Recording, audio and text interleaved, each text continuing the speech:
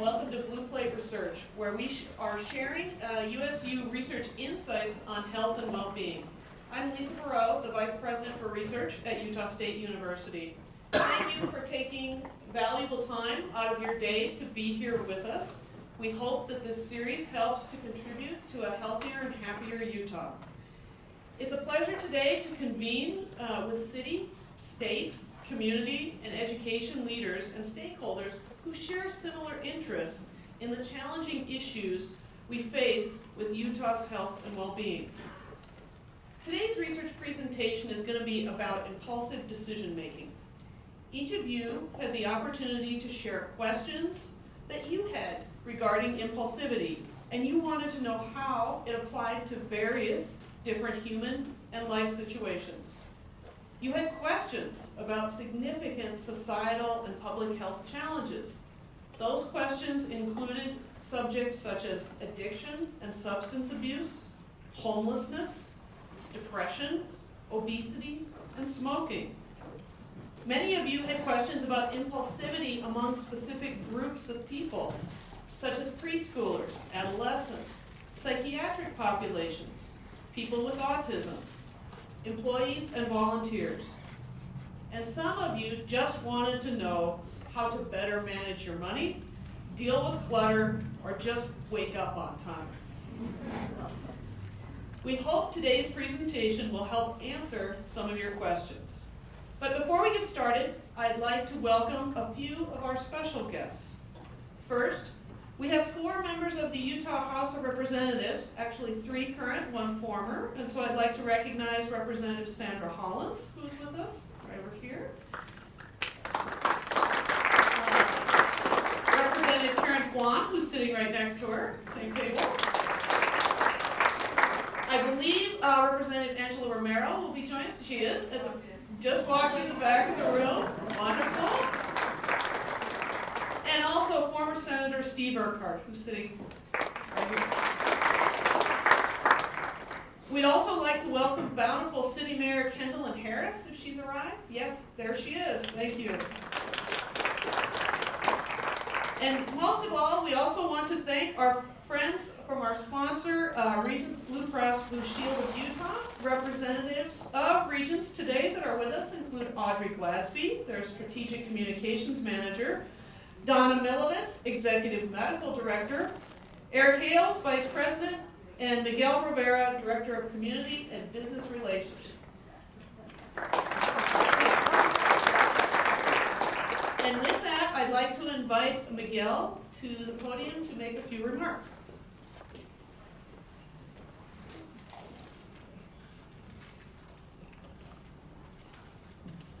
Thank you, Lisa. I want to welcome everyone today and thank you for taking time out of your busy day to come listen to the presentation. Regis Blue Cross Blue Shield has been a partner with Utah State University for a very long time, and we feel that not only are we partners with the university, but we're partners with the communities that we serve.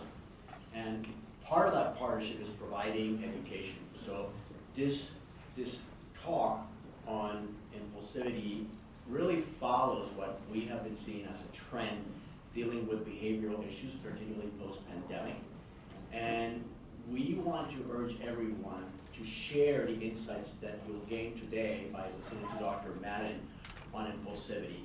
And what we're talking about today is not the, oh, I see a candy bar as I'm walking out of the supermarket that I really want, but we're talking about sort of habitual impulsivity, which sometimes leads to health issues. So we will gain some insights along those lines, and our community will be better as we become self-aware if we're making those decisions, because we do have some of those traits. So thank you again for coming today. And I just wanted to add, we also have our lobbyist here, Mr. Steve Foxley, that joined us as well today. So I wanted to recognize Steve as part of our team.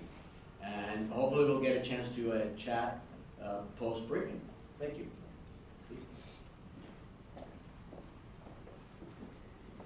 Thank you, Miguel. Before we get started, I'd like to talk just a little bit more about our research presentation and introduce you to Dr. Madden.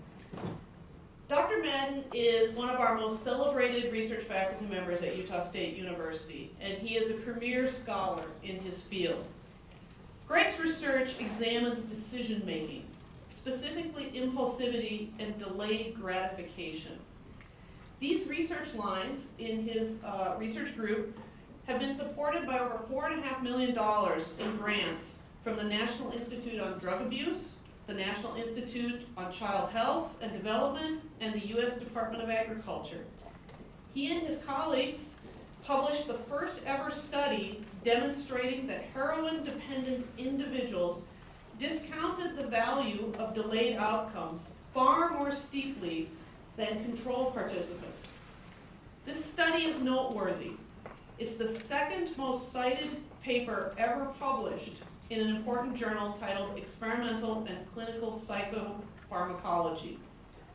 Findings from that study have been replicated across other studies and across different substances.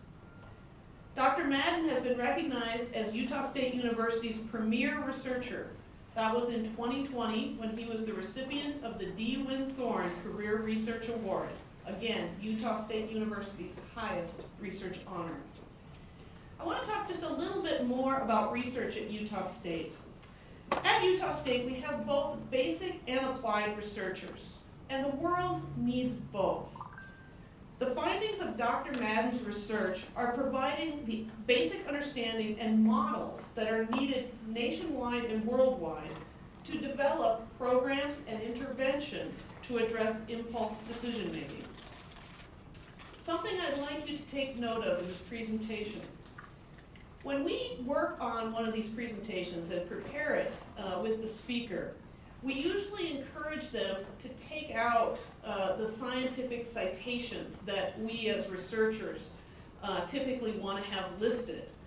And we usually remove those because while they're important, they're usually not what an audience wants to see there. They don't pick up on those as much. But in this presentation, you're going to see that we've included these references, and here's why. Dr. Madden's research is important in its own right, but maybe more importantly, it has set the path for many other researchers in their work. And that is what basic research can do, to form the basis of studies that expand in multiple directions to address important questions. And now, I'd like to move on and bring our speaker to the panel, to the forefront. Greg, please come forward.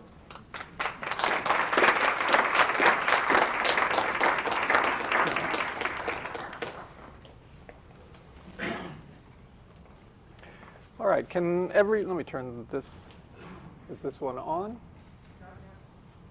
Not yet. I'm green. Okay. I'm going to turn this one off so we don't get any strange feedback. So a couple thanks in order. Thank you all for coming out. I appreciate it. I know your time is important. So I appreciate you coming and making the trip to see the talk today. Thank you also for the sponsorship of this event.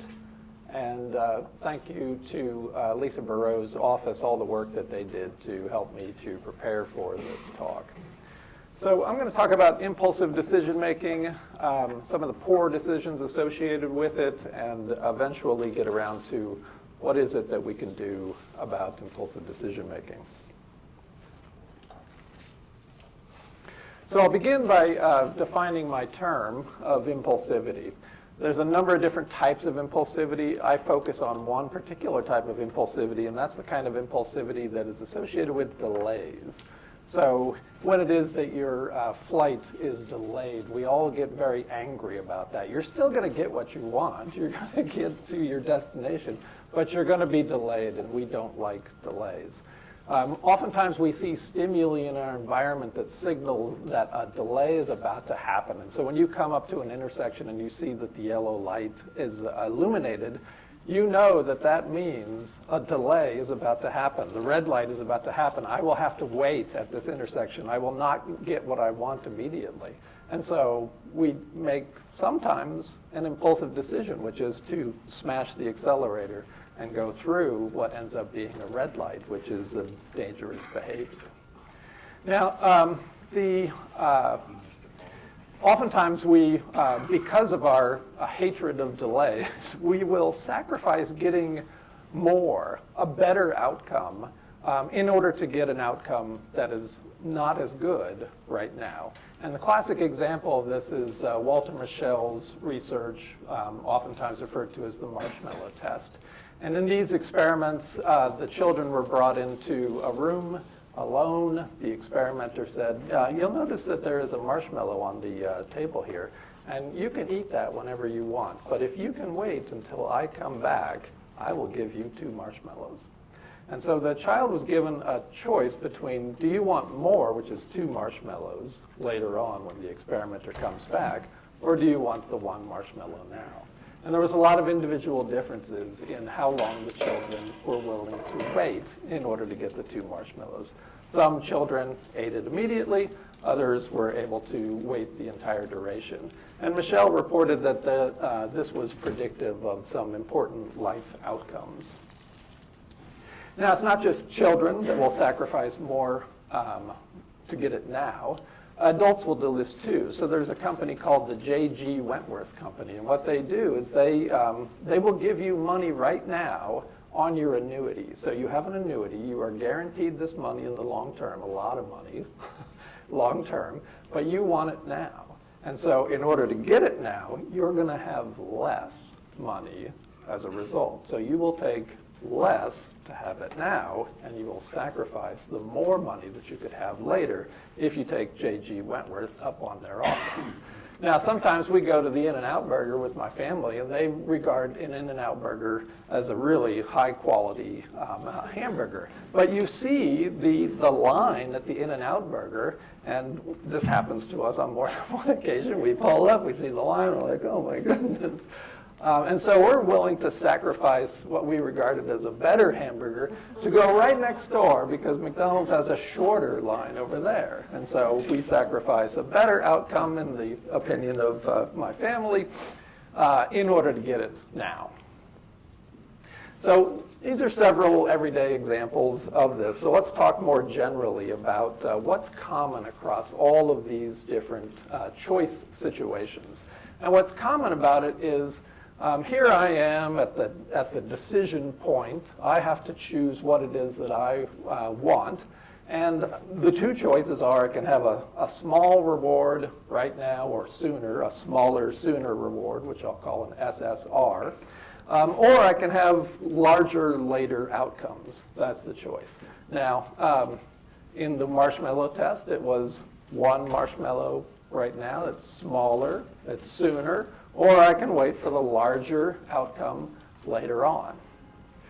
This space in between here corresponds to the delay that I'm going to have to wait in order to get this larger and later outcome. Now, in the field, we regard the choice of the smaller, sooner outcome as an impulsive choice. Because it's impulsive because you get it now, you get what you want, it's immediate gratification, and you don't really get the best outcome that you could, because you can't wait. Now, how is it that we could possibly give up on a better outcome? Something has to happen in order for us to choose this smaller, sooner reward over this larger, later reward. And the thing that has to happen is we have to devalue this outcome. It has to lose some of its value because of the delay that's associated with obtaining that outcome. Now, this curve shows what happens to the value of the larger, later outcome because it is delayed. So if we could have it immediately, we, as the decision maker, would be right here. Okay, there would be no delay to this larger, later outcome, and it would retain its full value. But as I move in this direction here, the delays are getting longer and longer, And what's happening to the value of this larger later outcome? It's declining. Now, it's not going down straight, interestingly. It's going down according to this curvilinear line here. And that line is drawn pretty precisely because it's what we call a hyperbolic discounting equation, or discounting curve. A hyperbolic discounting curve. Okay. So that's what happens to the value of a larger later outcome because it is that it is delayed. Now, when one's choosing between the smaller sooner outcome and the larger later outcome, well, the value of the larger later outcome at the decision point is way down here. And that's substantially less than this right here. And so, McDonald's it is. Now, I also devalue delayed outcomes. So when this is my talk. Now, in order to give this talk, I have to do these things. I have to spend time, I have to work, I have to worry, I have to experience anxiety about public speaking and all those sorts of things. But those are all delayed. Those are delayed outcomes. And so, I'll give the talk. When they asked me 3 months ago if I will give the talk. Had they asked me last night, I would have said, no way, I'm not doing that.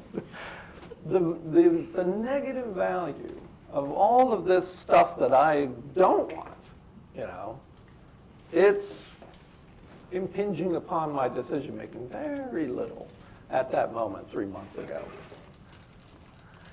These curves, these hyperbolic discounting curves, we've studied this with pigeons and rats, and other researchers in other areas of the world have studied this with monkeys. And this curve is universal. We see this hyperbolic discounting curve regardless of the species. Okay. That means it's evolutionarily very old.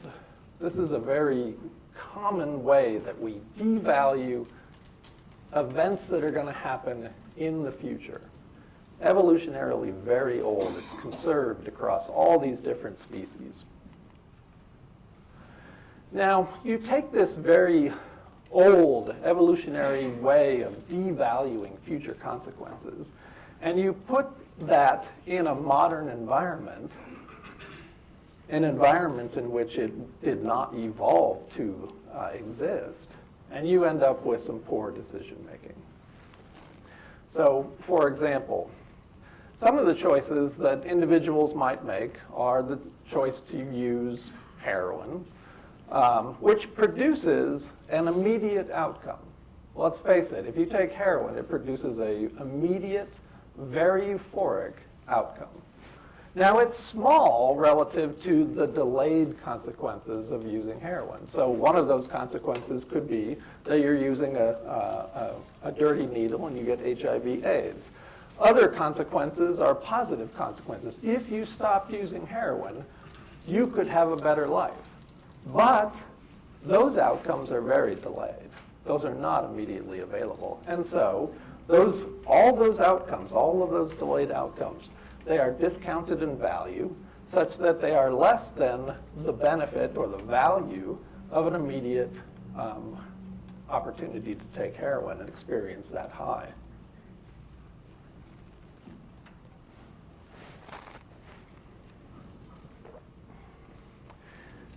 This curve, going back, I'm going to refer to this as a steep discounting curve.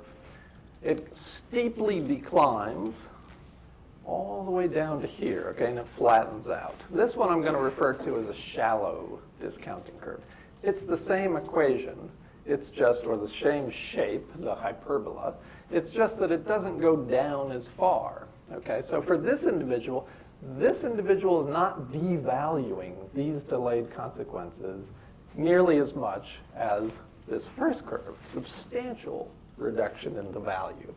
Now, if there's very shallow discounting like this, then the value of all of these delayed outcomes is actually greater than the, let's face it, euphoria that can be experienced right now in the moment. And for that individual, the choice is simple. You take the higher valued outcome. That higher valued outcome is I want to avoid all of those negative outcomes, and I want to experience all the delayed benefits of being abstinent. So this is the study that we did that was mentioned in the opening. It was done back in 1997. We were reading a lot about delay discounting, and we were working with a treatment program that was working with heroin-dependent individuals. And so we gave them a discounting test, and we quantified their discounting curves. And you can see that the discounting curve for the opioid-dependent or the heroin users was much steeper than this group, which was a matched control group. The matched control group was people who had never used heroin in their life before, but they had the same income, approximately. They had the same IQ, approximately, the same education level. So all those things were controlled for. And we saw this quite substantial difference in the amount that they devalued delayed outcomes. Now, as mentioned previously, it's been replicated in several other studies. We thought, is it just heroin-dependent individuals? What about cigarette smokers? So there is the immediate outcome of smoking a cigarette. You deal with the nicotine withdrawal, and you experience the benefits of smoking a cigarette as well. But the larger later outcomes associated with it can be very negative, but there's also positive benefits of quitting as well. Now, if we see steeper discounting among cigarette smokers, then that could help us to understand why is it that people choose to smoke the cigarette rather than adhering to or considering these delayed outcomes. So they are delayed or they are discounted substantially, and therefore they lose in the competition against the immediate cigarette. For those that are non-smokers, we would expect to see a more shallow discounting functions like this one. And that's exactly what we found. This was a study that was co-authored by my colleague at Utah State University, Amy Odom. And this has been replicated many times in the literature. Now, when we did that first study in 1997, it kind of opened the floodgates, and labs all over the country and eventually all over the world started studying this to find out how strongly is this steep devaluation of delayed consequences of one's decisions, how much is that correlated with poor decisions like alcohol and illegal drugs? And all of these studies have shown the exact same thing that I've been showing you thus far.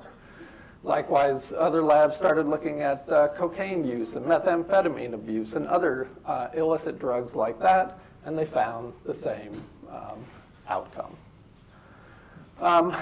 Then people started doing studies trying to find out, is this very steep devaluation of delayed consequences, does that actually predict who goes on to become a substance user, a regular substance user?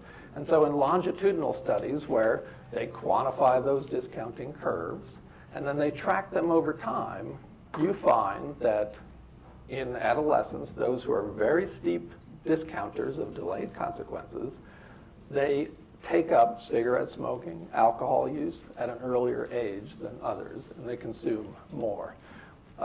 Other studies, which I've done some of them, this is one that I was co-author on, this was done with rats. We did the same test, and we found out that the rats that very steeply discount the delayed food reward, they were more likely to press a lever to take cocaine, and press the lever often to take cocaine a lot relative to the more shallow discounting rats who were much less likely to do it. This is a quote from a Coughlin study, delay discounting. So this is the second half of the prior slide. This is the second part, which is not only is it predictive, but it's also predictive of who relapses in treatment. So this is from a study where they were doing cognitive behavior therapy to help people stop smoking cigarettes. And at the beginning of the study, they tested to see what does their delay discounting look like? How steep does that curve go down?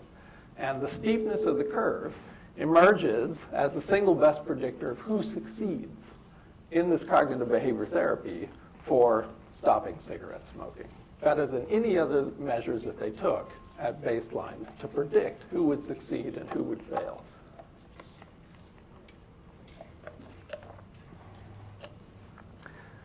This is, again, my colleague Amy Odom. She and I did a study years ago where we looked at heroin-dependent individuals who were needle sharers. And if you thought the prior discounting function was super steep, among needle-sharing heroin dependents, it was even steeper than that, just straight down. Straight down. They had no tolerance for delays whatsoever. Other studies up here are men who have sex among men who had reported not using condoms before, also had steeper discounting functions relative to those who said they always used condoms in the past. Whoops. You see a similar relation between, again, some very steep discounting among individuals who have pathological gambling disorders. And then I haven't done these studies, but a lot of people have over the last decade or so, have shown that individuals who devalue the future consequences of their behavior are more likely to have trouble with overweight and obesity. And that makes a certain degree of sense. If you think about the smaller sooner is the high-calorie food right now versus the larger later, which is the health goals. If you devalue the health goals very, very steeply, then those are not going to weigh into your decision-making nearly as much. In this study, they reported that how steep did that discounting function go down? That was the better predictor of health behavior like exercising and eating right. That was a better predictor of health status, BMI, than were a host of other variables like age, depression, gender, education, cognitive ability. So this seems to have a considerable amount of predictive validity for a lot of behaviors that we would classify as poor decisions that lead to negative health outcomes. A couple studies recently have shown that those who steeply devalue future consequences are less likely to take the COVID vaccine. Almost not surprising. I thought about doing the same. I said, well, it seems kind of obvious. I don't want to do obvious experiments, but people did them, and there they are. Now, a number of researchers in this field have started to talk about this as a trans-disease process and a trait. So by a trait, what I mean is that you see that the steepness of the discounting function doesn't change very much over time. And it seems to be general from one situation to the next situation. So it doesn't matter where the individuals are, they tend to make impulsive decisions. Doesn't matter what we're talking about, if it's food or drink or money, it tends to be general in that way across environments. Now the trans disease part of this, what it means is that devaluing the future very steeply sets you up so that you are more likely to have one of these disease states because of the repeated poor decisions that are made day after day after day. They're small decisions on any given one day, but they lead to negative health outcomes.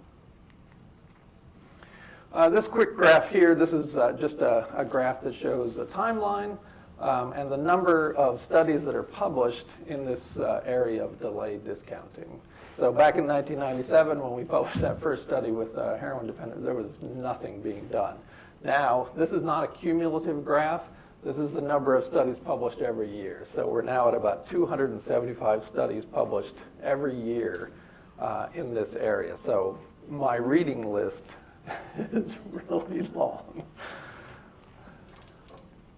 Okay, so let's pause and do a summary of what we've covered so far. So the impulsive choice occurs when we devalue future outcomes so much, the value goes down so much that they just can't compete with the benefit of an immediate reward.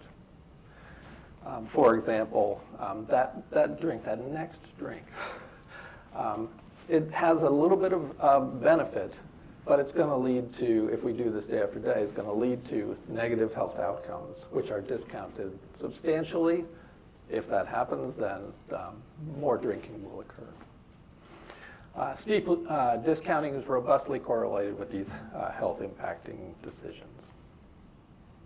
Now, at this point, I can imagine there's two feelings. One is sadness, and the other one might be a little tinge of smugness in that, well, isn't it terrible that, people make those decisions? But the fact of the matter is we all make poor decisions from time to time.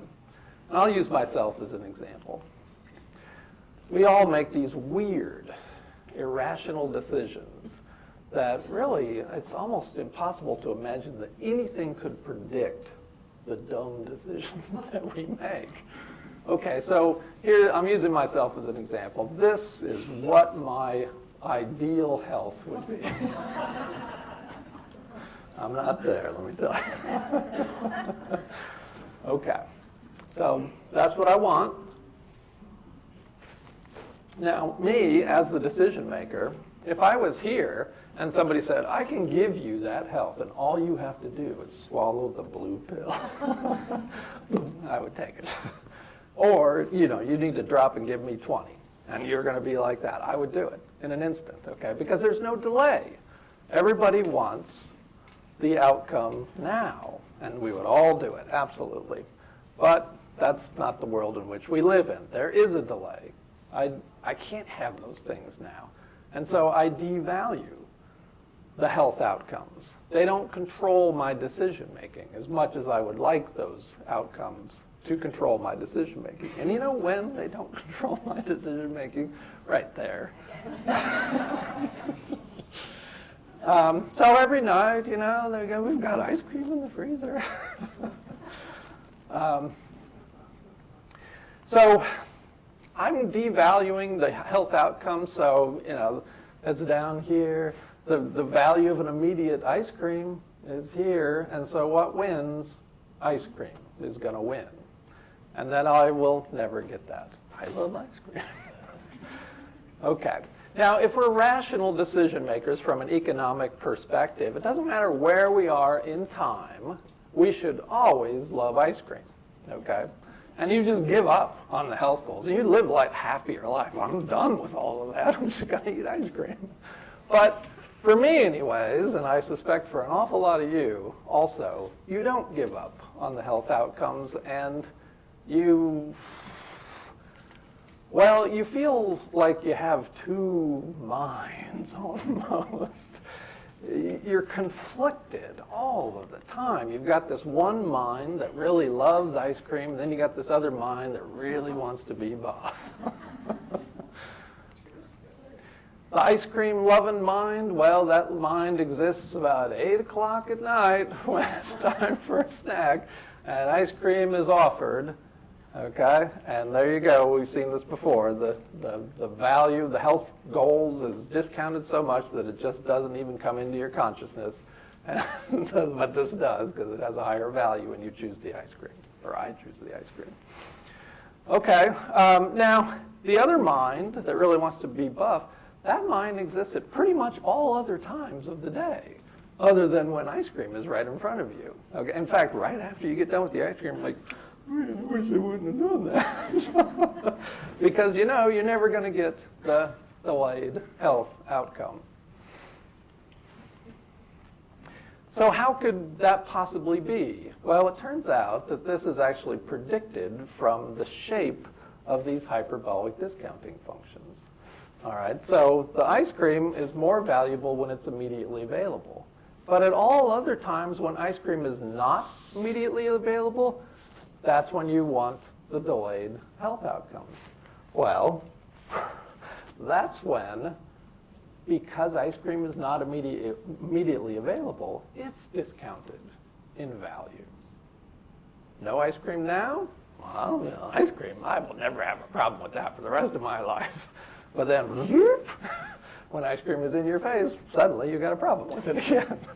Okay, now because of the shallow tail of this discounting function, now when there's no ice cream, that's when you want to be off.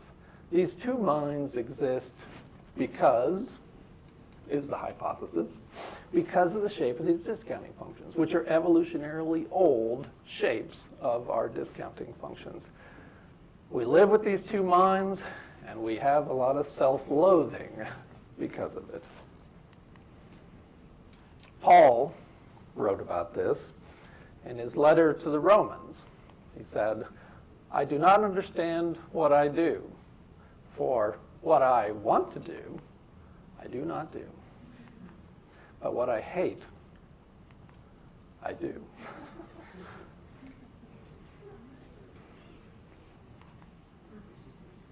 So even saints make irrational, impulsive choices. These references down here, these are studies with humans and non-humans that put them in these choice situations. Move where they are in time and where they make their decisions, and they cross. They change their mind depending on where they are in time. This is a very replicable finding. Okay, well, let's get to the part of the talk that I assume you're most interested in, which is the what do we do about it part. Okay, I'm going to talk about some, not all, of the empirically supported strategies. And before I do, let me get you to lower your expectations. A couple things. You know, the really difficult decisions, the day-to-day decisions, the small decisions that lead to these very bad health outcomes, there's no easy fix for this. It's going to take a lot of work. And well, anyways, so lower your expectations. The other part is that we're really in our infancy of trying to understand how to change these kinds of impulsive decisions. Okay. So one of the strategies for improving self-control we've already talked about. You're much more likely to make the right choice if you're not tempted by something immediate. Okay?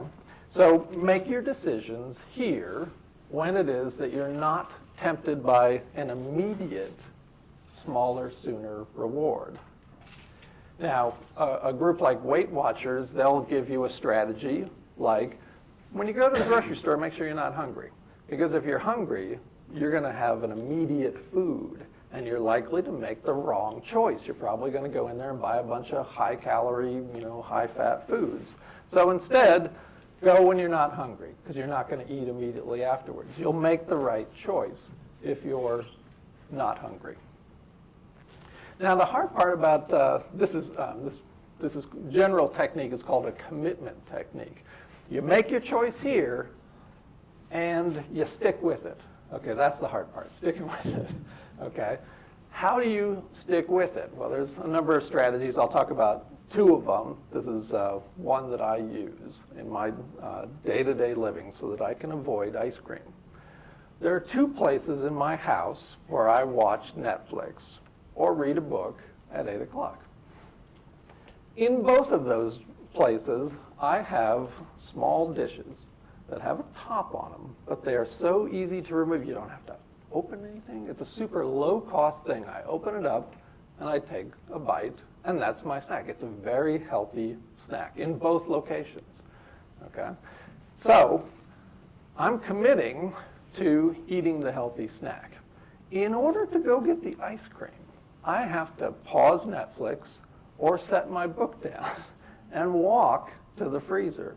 Just that additional cost is enough to stop me from doing it. So instead, I just sit there watching Netflix, and I'm like, I could go for a snack. Whoop, it's right there. All I have to do is go, whoop. Okay, so I've lowered the cost of the healthy choice, and I've increased the cost relative to go to get the ice cream and scrub it all out, which is difficult by comparison. So that's one strategy that you can use. Another strategy that has been proven to work is make social commitments. Tell people that you respect that this is what I'm going to do. I'm not going to eat ice cream anymore. And you have my permission to yell at me and to remind me that I'm not eating ice cream anymore. That can help. Because if you break your promise, you lose some some status. And we're very status conscious species.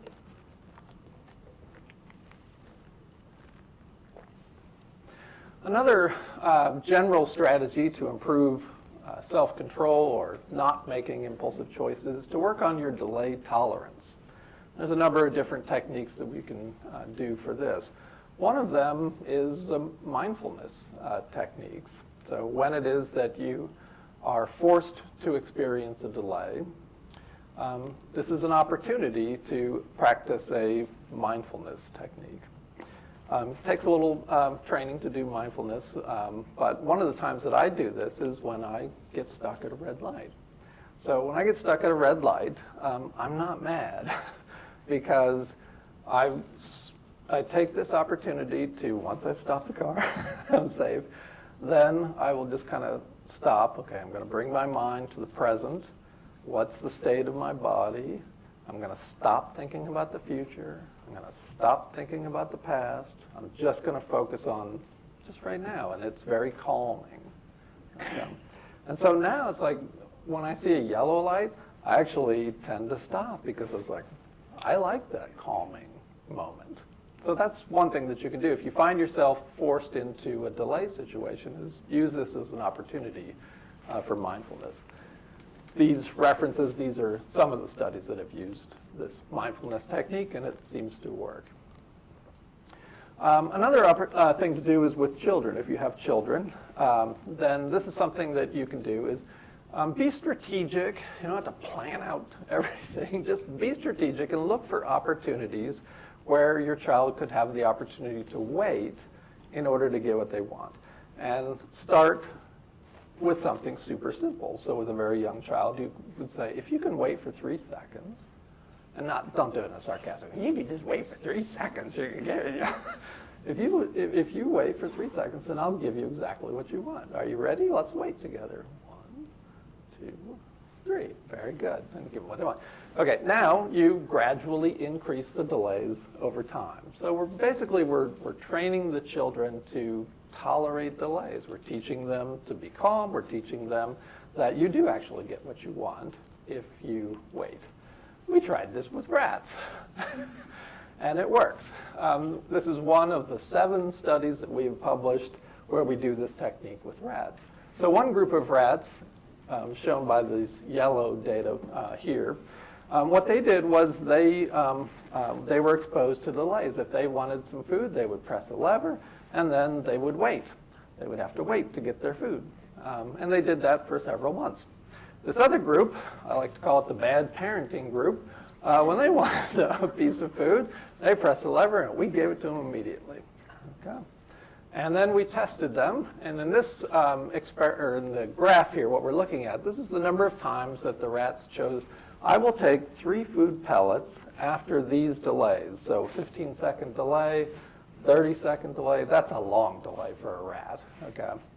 But these rats here that went through this delay exposure training, where we gave them the opportunity to learn to tolerate delays, they were much more likely to make the self-control choice than the bad parenting group.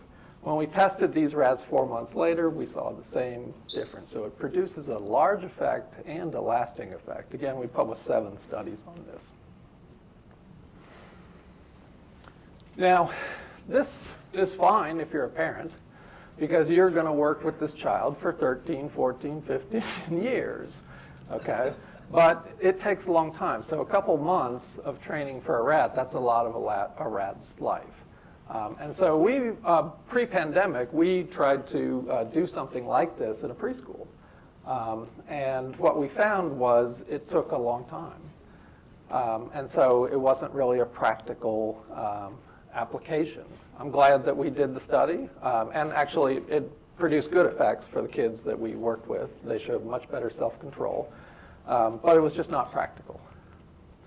The reason I'm interested in practical, this is Dr. Nora Volkow. She's the director of the National Institutes on Drug Abuse. She supports, or her agency supports a lot of my research, and she's very interested in prevention research. And I'm interested in prevention research even before she was in. I had it first. Dr. Volkow has encouraged people to look for ways that we can put together prevention programs to teach self-control. And so our first foray into it with the preschool, it worked. The kids got more self-controlled, but it wasn't practical. It's never going to be anything that can be done at scale. And so this is what we're working on now. This is the leading edge of the research. Okay. We have gone back to a very old type of learning called Pavlovian learning. Everybody knows about Pavlovian learning. Everybody knows about Pavlov and his dog. We replicated this recently in our house by accident. My dog has a skin allergy kind of thing, and so my wife's been giving him Benadryl. And in order to get the dog to eat the Benadryl, she puts it into a piece of skewered barbecue chicken. And so when she picks up the pill bottle and opens it up and pulls the pill out, she sticks it in the meat, and then she tosses it to the dog. Okay? So Pavlovian learning is a if this, then this kind of learning. If this happens, then this will happen. This is good. I really like food here. Okay. The reason I'm interested in Pavlovian learning with practicality, Pavlovian learning is fast.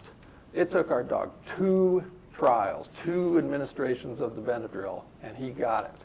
And so how do I know he got it? Well, my wife went into the kitchen, she grabbed the Benadryl bottle, and she, she wasn't like shaking it, like that. She was just opening it.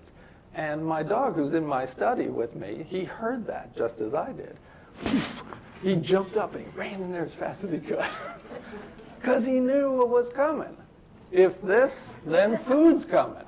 So when he gets to the kitchen, he's salivating. But the other 2 things that are interesting is that he ran to it. So they're attracted to it. They're attracted to that stimulus, that Pavlovian stimulus. And also, if I wanted to teach my dog a new trick, I wouldn't have to use food as a reward. All I'd have to do is just say, okay, sit. Let's say it's a new trick. I want him to jump over my leg. He jumps over the leg. That's it. That's all he gets. You could teach him with that. So it's a reward. So that Pavlovian stimulus functions as a reward. We do this in our rat lab. This is a rat inside the experimental chamber. We light up a stimulus, and then when that stimulus is lit, there's a delay, they get food. Okay? So they're learning that if that stimulus, then food. After just a few days of this training, we see them, they find it attractive. They orient to this. They actually lick it. And they'll grab it like, I love you, I mean, they are very attracted to it. Okay, they also find it very exciting. Their motoric behavior goes up in the chamber. And again, we've done this in the lab. I don't have the data to show you, but we've also used it as a reward to teach them to do something new. Okay, what does this have to do with anything? Well, imagine a Pavlovian preschool preventative program. And in this Pavlovian preschool, what we're going to do is, the first thing we're going to do is training. So we're going to present this yellow card. The teacher's going to present this only one time a day. One time a day, the teacher says, without comment. And then, a couple minutes later, something awesome happens. The kids get really excited because something awesome happened. After about 2 days, when the teacher presents the yellow card without comment, the kids are going to get excited. They're going to know what's coming. Okay, it's an exciting stimulus. All right, well, the teacher might be able to use this yellow card as a tool to encourage self-control. So I like to refer to this as the Pavlovian nudge. So for example, in a turn-taking situation, the teacher might say, you could go first, or you can hold on to this yellow card for me while you wait your turn. Now, if the Pavlovian stimulus is attractive, then the child may be attracted to the option of holding on to that. We did it with rats.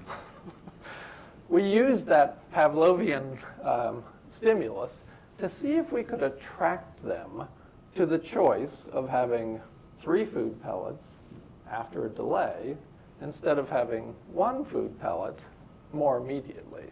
And once again, this is the Pavlovian group up here. We've got more self-control choices occurring in those rats than the control group, who doesn't really understand the function of that stimulus. This work is being done by Saba Mahmoudi, who's one of my current graduate students. Another way that the teacher could use this Pavlovian stimulus is, as I mentioned before, is as a reward. And so if it is that she sees a child engaged in self-control, I like the way that you're waiting, they could hand the child the card as a reward. So the Pavlovian stimulus is exciting, attractive, and rewarding. We did that with rats too. And this is what we're finding as well. These are unpublished data. We're still collecting these data, but we've already got statistically significant changes. Again, the Pavlovian group is showing more self-control than the control group. This is Katie Garland, who's the graduate student working on this project. So the final summary. Impulsivity is like a trait. Again, it's stable over time, seems to generalize from situation to situation. But at the same time, it's pretty clear from not just my research, but other research that other researchers have done around the world, that we can do things to reduce impulsive decision making. Now, time will tell if this can alter the kinds of decisions that impact public health. That hasn't been done yet, but it's coming. Ironically, we're going to have to wait patiently. These are some of the graduate students who helped collect all of the data that I've shown today. Thank you very much.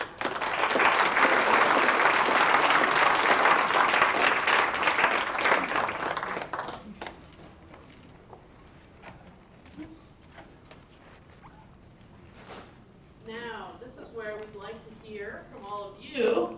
And so we're going to walk the mic around and just have a conversation. I'm sure you're all thinking about right now what your 8 o'clock snack typically is, or what you're going to commit to your family. I was thinking of the 10,000 steps I should be getting in every day.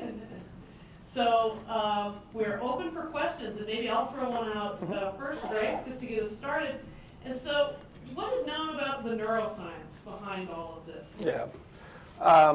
Well, I'm not a behavioral neuroscientist, and I don't like to talk about things that I don't have expertise in. I know the general trends in that literature, which basically is that the nucleus accumbens core, which is in the limbic area of the brain, seems to be more active when it is that we make impulsive decisions. The prefrontal cortex is more active when we make self-control choices.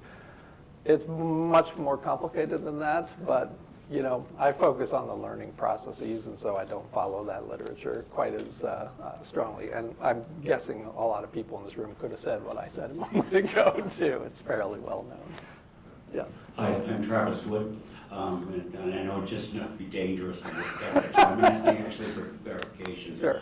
When you reference the cigarette smoking and people who, I'm chairman of the board of Odyssey House, and it's my understanding, yeah, people are much more likely to stay sober if they quit smoking.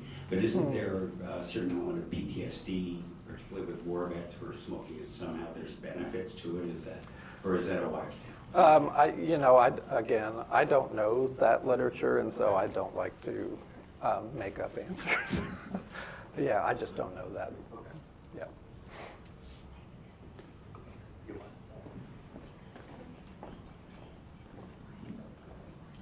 So the delayed discounting effect is really robust for all of animal life.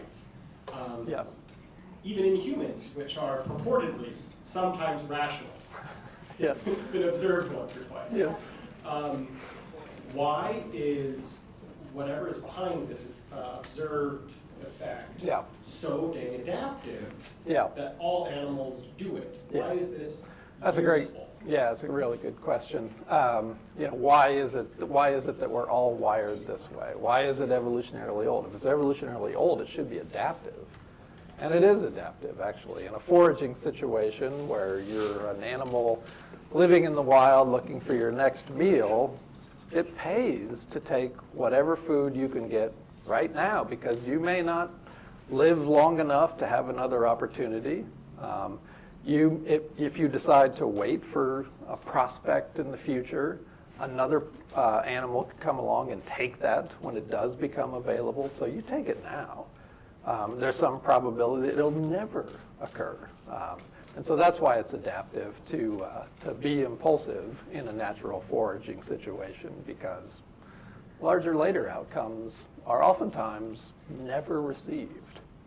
And actually, that's true in humans as well sometimes. So we all know somebody who's not trustworthy. And if that person asked to borrow money from us, we would say no, because we know that the promised larger later reward is actually never going to be received, because this person is not trustworthy, which is to say, in the past, this person has not followed through with their promises. And so an impulsive choice, which would be to say no, under those circumstances, is the adaptive choice. And so one of the things that we have to be careful about going forward with the kind of training that we're talking about doing with preschoolers is we don't want to produce uniform, automaton, self-controlled organisms, because if we did, they would make maladaptive decisions in some situations where you can't trust that the larger later outcome is going to produce is actually going to occur. Yes? My name's Norm Zern. I teach for SLIC, although I'm a graduate at Utah State. But I've been teaching at the Utah State Prison, among other places, for SLIC for a number of years. Okay. And I want to back a little bit on what you said, that nobody's probably heard what I'm going to say. Okay. On 3 occasions, I remember speaking at the prison with a group of 100 inmates. It wasn't because of the guards, it wasn't because of administration. And I asked this question to them, and I said, are you better off for having been in prison for the first 1 to 3 years? That's a pretty baited question, and I've asked it. By my count, in all 3 cases, about 85% of these inmates said, I'm better off for having been in prison for the first few years. Now, as a professor who's taught there a lot of years, after 10 or 15 or 20, that kind of gets skewed.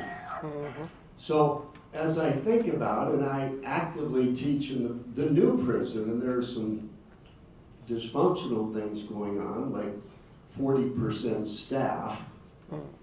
And thinking of this talk, one of the things people may or may not know, they were without meds, these inmates who need these meds in many cases. 2 weeks they didn't get them. So imagine the delay of helping that crutch. But the bottom line is, particularly as a professor, one of the reasons I love to teach there is that 95% of these individuals will get out. They're my neighbors, they're your neighbors, they're my kids' neighbors, my grandkids. And so my purpose isn't to judge them. But anyway, so I actually find that they're in the setting that I have them in a college situation, that and they had to work really hard to get there, that they're more attentive, because now they're not under the consequence of, well, usually that I can't get drunk, so I'm going to learn how to do it without, or I don't have my wife there, so I can't beat her. And so you actually have an opportunity and calmness to make some of these decisions for the future. Anyway, it's somewhat akin to the commitment strategy that we were talking about before. They didn't commit to it, but they've been committed to a situation where a lot of impulsive choices are just not possible, and they've had an opportunity to learn some new skills that should serve them better. One other thought about the probabilistic nature of delayed consequences as well is that if you wanted to teach a child to be impulsive, you would make sure that all larger later outcomes were probabilistic. There's a good chance you're not going to get it if you wait. And so you could teach a child to be very impulsive, which would not serve them well in life, by raising them in a very chaotic environment where a lot of promises are made and a lot of promises are not kept. And so that may give us some insights about why we see more impulsive decision making in chaotic environments than non. Yes. So this goes along a lot with the book by Norman Deutsch, The Brain That Changes Itself. Okay. How your brain, the more you use certain pathways, the more they build, et cetera. Right. But I wonder if there's too much assumption that that is the whole basis of why the control group is better at delayed gratification than the heroin addicts. It seems like the assumption is that the heroin addicts or other addicts got an early start at not having opportunities to practice delayed gratification, if that's correct. My question would be, there's also a lot of research that looks at the correlation between trauma, whether early childhood, often very early childhood, or later in life, being extremely a huge driver. Yeah. And so my question, I guess, is, and if you look at the work of, or if you're familiar with Dr. Gabor Mate, he's done a lot of work on this. I haven't read that, no. Highly recommend him. So just wondered if that was taken into any consideration in the screen. Yeah, I don't believe that it was taken into consideration. We didn't have that thought at the time, but there have been other studies that do look at the effects of early trauma. That people have done this with non-human animals and looked at more correlational with humans. And you see the expected effect. The more traumatic earlier experiences, the steeper the discounting function. Subsequently, that tends to be controlled for better in the subsequent years of those studies. When you start talking strategies, you talked about your ice cream example, which I love, by the way. Thank you. But when we started with the Pavlovian approach, we shifted the example, and it kind of seemed that there has to be like someone implementing it for someone else to benefit. Is there a way to take the Pavlovian approach to a self-help kind of a way? Yeah, no, it's a great question, and I'd have to think about a good answer for it. But you're right; it is a shift in how this is done. The strategy in the Pavlovian approach is that we want to give the teacher a tool for encouraging self-control. By encouraging self-control, each time the child engages in a self-control choice and gets the consequence that they want, it's another opportunity to, again, teach delay tolerance. And all those 7 studies that we've done with the rats and the replication we do with humans, it took too long for it to actually be an implementable strategy in a preschool. By using the Pavlovian strategy repeatedly, day after day after day, we're hoping that kids will have lots of opportunities to make the right choices, learn the delay tolerance over time, and then lead to those. But the core question about how to use it as a self-help strategy, it's a great question. I haven't thought about that yet, but I will, so thank you for asking the question. Yes? So with the delay tolerance, my husband and I have talked about this a lot. Do you feel like, say, living now today versus, say, 50 years ago, 60, 70 years ago, that delayed tolerance is less because everything is instantaneous, the answers, the text, the whatever. And how do we battle that?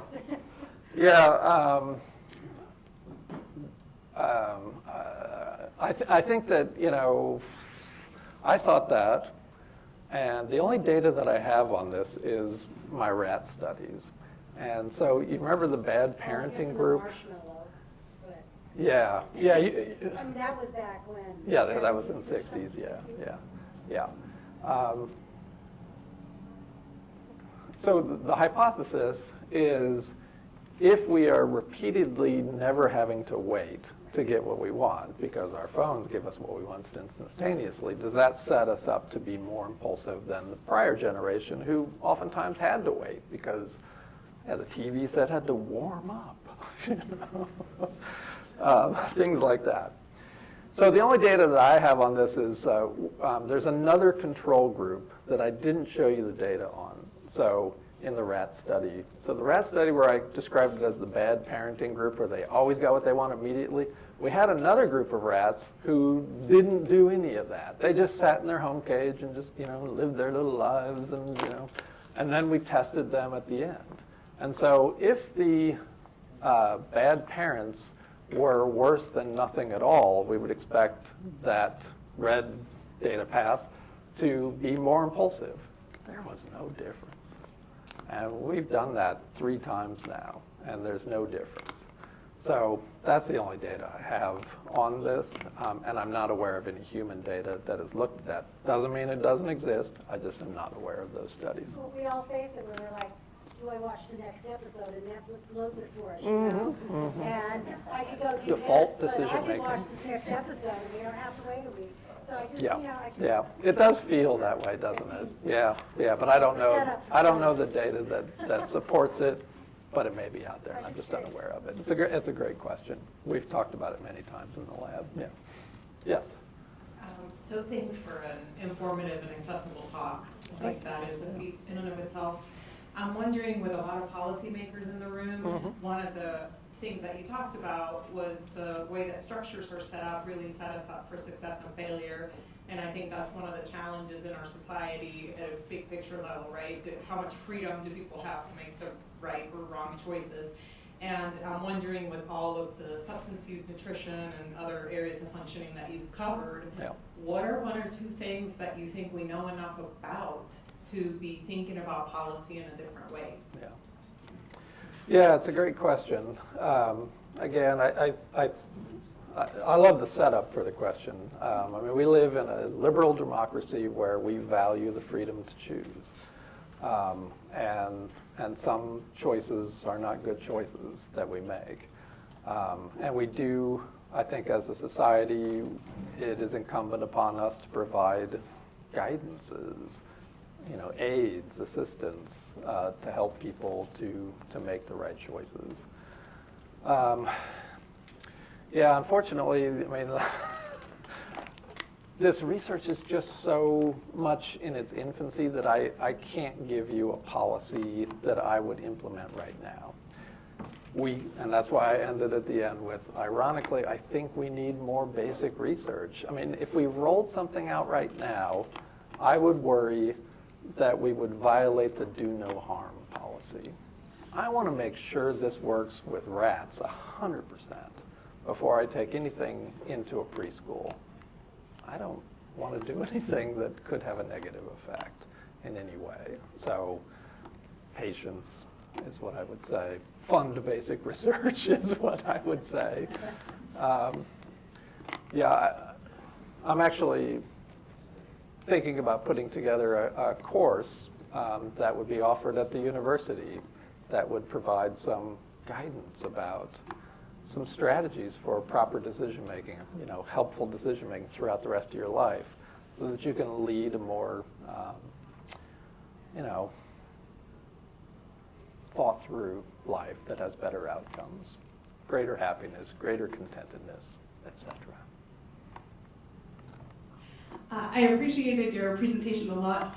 I've been doing a lot of study on mindfulness and self-limiting beliefs and stuff, and this really helps to connect the dots between the two, between why changing your beliefs actually makes a difference. Because if you think about it, if you don't believe in the outcome of the delayed gratification, then why do it in the first place? Like if you think I'm an addict, my parents were an addict, I will always be an addict, then you will continue to make choices in alignment with that. If you change the belief that, no, actually, I don't have to be an addict, I can be healthy, and then you can start reconnecting with that goal through all your decision-making processes.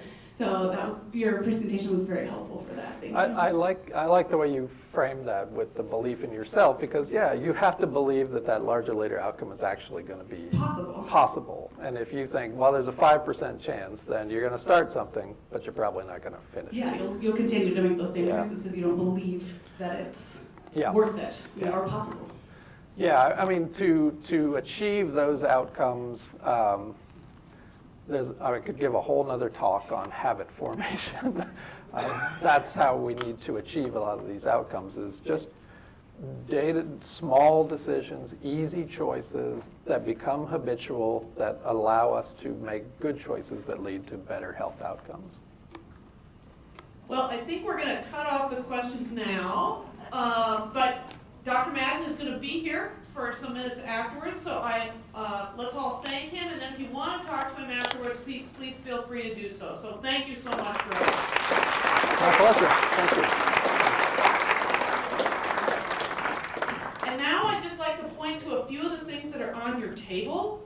So first of all, our next Blue Plate research will be on January 27th. It will be Dr. Sarah Freeman from our Department of Biology, who will be talking about the biology of attachment relationships. And so we hope you can join us there. Also on your table is a little survey. If you want to take a minute and fill it out and give us some feedback on your experience. We're always looking to improve, and so please let us know your thoughts. Finally, I'd like to take this moment to thank Regents. Once again, the partnership with Regents allows us to bring our premier research to you, and we thank them very much for this ongoing partnership. And with that, I want to thank you all for giving us some of your valuable time today, being here, and we look forward to seeing you in January. Thank you.